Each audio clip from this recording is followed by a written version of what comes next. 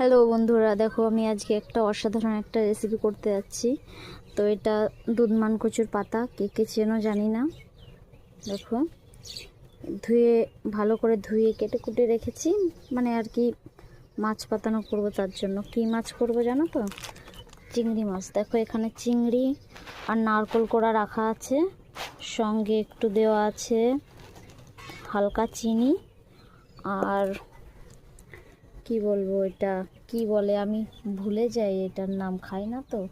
চুই ঝাল, চুই ঝাল। এর ভিতরে একটু তেজপাতা দিয়ে দিব।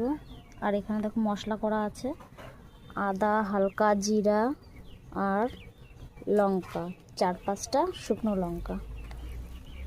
যে যেমন লঙ্কা খাও সে ঠিক তেমনভাবে দিয়ে খাবে। আমি তোমাদের আর কি দেখাচ্ছি, কাউকে শেখাচ্ছি না কিন্তু।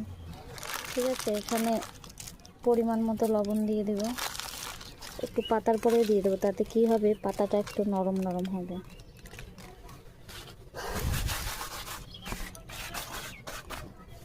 পাতাটার পরে একটু তেলও দিয়ে দেবো।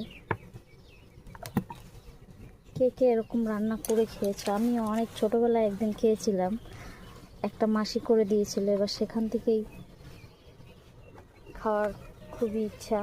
দেখো আমি এখানে একটু কালো জিরে দিয়ে দিচ্ছি, এটা টেস্টের জন্যে।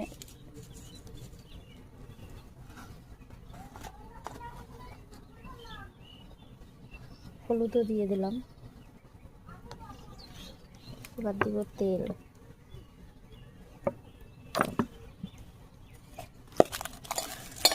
একসঙ্গে ভালো করে মেখে নেব, ঠিক আছে?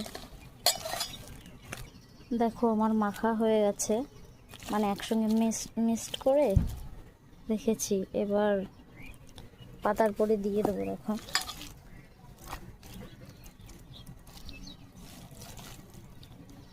একসঙ্গে দিয়ে দেবো।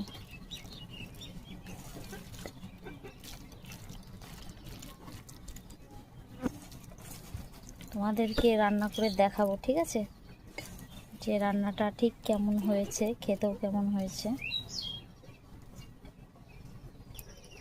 তোমরা দেখতে পাচ্ছ কড়াই কিন্তু আমি বসিয়ে দিয়েছি, এটাতে বেশি জাল লাগবে না, আস্তে আস্তে যেটুকু তাপ আছে এটাতেই হয়ে যাবে। ভিতরে একটা কাঠ দেওয়া আছে।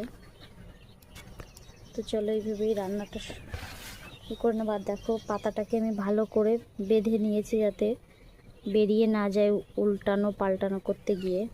মানে এদিক এপিট ওপিট করে ভালো করে ভাজতে গেলে তো উল্টাতে হবে, সেই জন্য আমি দেখো ভালো করে বেঁধে নিয়েছি। হালকা একটু তেল দিয়ে দেবো, কারণ ওই পাতাটাও ফেলবো না, এটা তো আর কলা পাতা না যে